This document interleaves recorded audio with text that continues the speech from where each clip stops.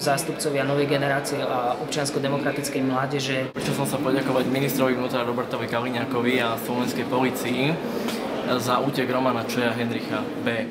Úprimne ďakujem pracovníkov upratovacích služieb. Chcel poďakovať pánovi ministrovi Kaliňákovi za to, že skutočne statočným spôsobom bojuje proti kríze, že zorganizoval vynikajúce výberové konanie, kde tá správna firma vyhrala. Chcel verejnosti pripomenúť návštevu čínskeho prezidenta v júni minulého roku, kedy pán minister Kaliňák a jeho policajti umožnili pokojný priebeh demonštrácie tým, že nám umožnili spacifikovať slovenských protestujúcich.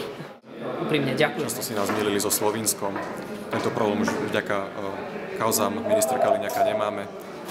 To, že výbušnina bola zo Slovenska, už dnes vie celý svet a preto nás aj všetci poznajú. Preto by som sa ministrovi Kaliňákovi za všetkých slovenských podnikateľov povedať vrúcna vďaka, pán minister. Ďakujeme z Boha.